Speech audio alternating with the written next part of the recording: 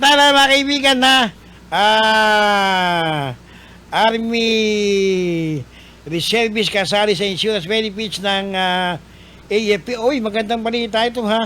Magandang balita ito mga kaibigan. Itong hatid ito ni Panginoon Mel at alamin nga natin ang detalye dito sa kanyang ulat na ito kung saan mga kaibigan kasama na po sa insurance benefits sa mga reservist po ng Armed Forces of the Philippines. Magandang umaga sa iyo, Panginoon Mel. Anong detalye nito? Yes, pare kong gwapong walang kakupas-kupas. Ay, yun ganun sana. Nagtatawanan tayo dito, pare ko.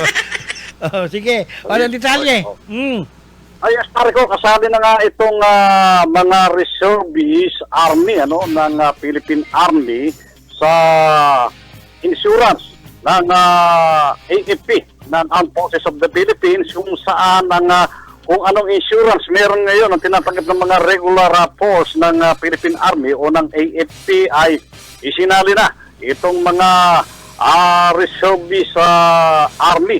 Ayon nga dito kay Ma'am Elise Milit Arbulante, Membership and Marketing Assistant ng Philippine Army Finance Center Producers Integrated Cooperative o tinatawag na PAPCIPIC.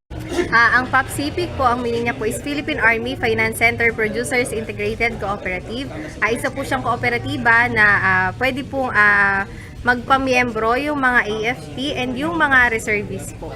Ayan sir, so ayun po. So kung meron man po hindi na itanong ngayon sir, meron din po kaming website, papcipic.ph. So pwede nyo pong i-visit po yon sa mga hindi nyo po na itanong or hindi ko po na i-discuss ngayong araw. Then meron din po kaming Facebook page and Viber community po para po sa mga updates po regarding sa products and services ni PAPCIPIC. Salamat sa PAPCI, sa pamumuno ni Ma'am Charmaine na napagbigyan tayo sa kanya sa ating request na magkandak ng info drive dito sa CDC para sa ating mga reservists. Itong PAPCI ay magandang kooperatiba. Member din ako dito ever since mula nung pumasok ako ng servisyo na nag-iipon ako dito, malaki ang interest tapos tax-free pa siya, madaling lapitan ng. Ang PAPCIPIC ay kooperatiba ng Philippine Army, at isinali na nga itong reservist army ng hindi lang Nueva Ecija, kundi sa buong Pilipinas, na kung saan ay magkakaroon sila ng deposit na 15,000 piso doon sa kanilang bank account ng PAPCIPIC, na kung saan ang kanilang puhunan doon na 15,000 ay tumutubo ng 25% sa loob ng isang taon. Meaning tutubo ang 15,000 ng 3,000 na mahigit sa isang taon, at doon sila ay kakaltasan ng 50 pesos kada buwan para sa kanilang insurance benefit na halagang 600 isang taon, na sila ay tatanggap ng benepisyo kapag 2 buwan na silang nakaltasan. Pag namatay, 100,000 pesos. Pag nabuhay, accidental, ay yung medicine, yung tutulungan sila sa medicine assistant. At ayon pa dito kay Ma'am Elise Arbulante, ang lahat sana nga raw ng reservist ng Philippine Army ay mag-member. Pero ang tanong nga dito ng ating mga reservists, lalo na itong mga mahihirap, ay saan nila kukunin yung 15,000? Ayun! Yun, Kanina pa pare, iniisip ko nung binabanggit mo yung detalye, nabanggit mo yung 15,000, yun nga tanong, paano kung halimbawa reservist ako, wala naman ako 15,000, paano yun? Pag wala, kailangan talaga may 15,000. Kaya ito siguro yung ipapanawagan ng ating mga reservists, kasi out of 100% ng reservist army, baka nasa 10 to 20 o baka wala pang 50% yung makakakaya ng 15,000 na pang-deposit sa insurance. Ito, bagamat na binigyan na ng active duty ngayon sa loob ng isang taon, itong mga reservist army natin, ang mga Red Reserve Infantry Battalion, na sila ay pagka nakaisang buwang training ay kung ano yung kanilang rango ay nisweldo ng katulad ng sa regular.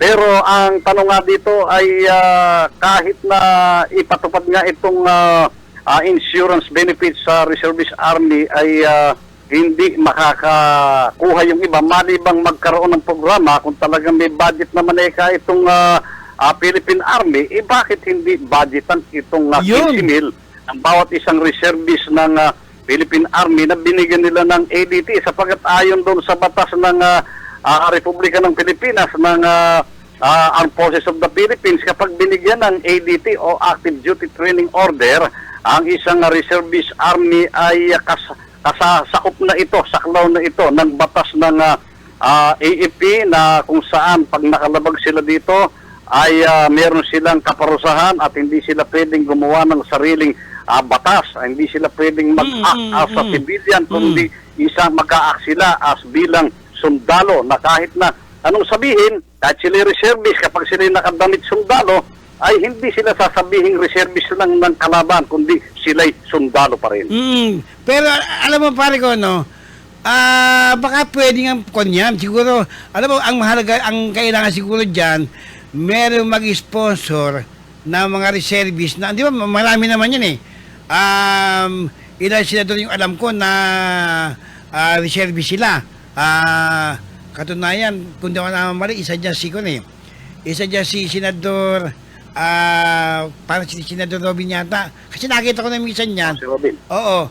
Tsaka may mga congressman din tayo, mga reservist, kung sabi mga rango major, may colonel, baka pwedeng sponsor nila sa kongreso na makapagsabatas ng mag-uukol ang DND, ang Department of National Defense, ng budget para sa mga reservists niya, para sa ganon, mas marami silang maengganyo. Kasi isipin mo nga naman, kung halimbawa nakikita niyo ka rin, di ba, may mga hindi pinalad kasi sa buhay na tamang nakatapos pero hindi naman sila pinalad sa buhay.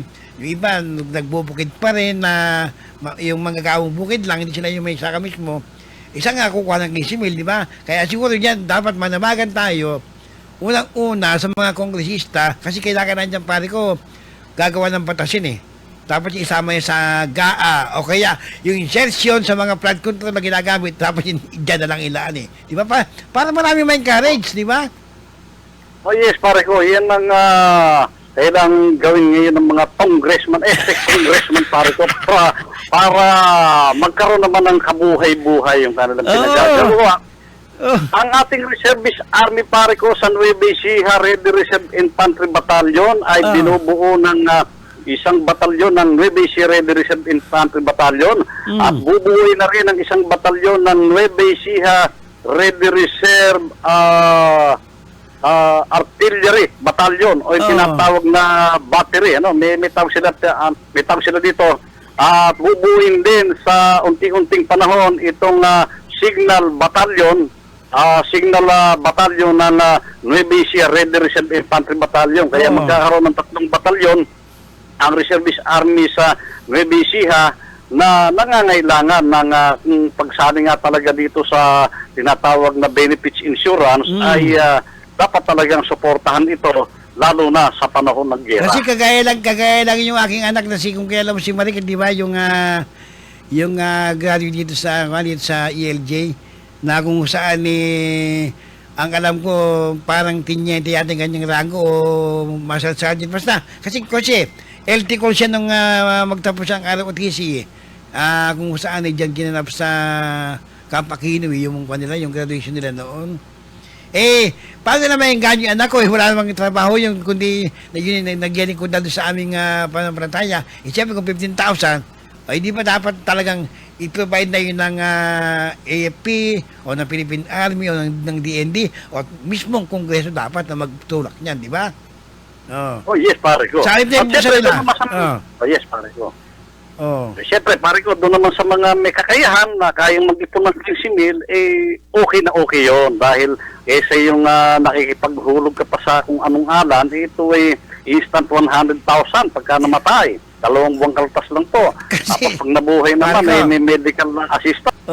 Ay kumikita naman kasi pare yung 15 mil nila sa loob ng 1 taon ng 3-5. Kaya sa loob ng 4-5 taon ay yung sobrang pera naman doon ay pwede nilang i-withdraw. Pwede withdraw. Sa isang taon kasi ay yung 15,000 o 18 yata yung kailangan ipasok, tutubo ito ng 3,000 plus. Ano? Ang kakaltasin lang naman doon ng Philippine Army Pacific ay itong 600 pesos. So may 3,000 pa rin na mahigit silang sobra doon na pwede nilang i-withdraw. Tingnan muna, Basta may iwan tanong. lagi yung principal na 15,000. Yung 15,000 kung ayaw mo na, pwede i-withdraw.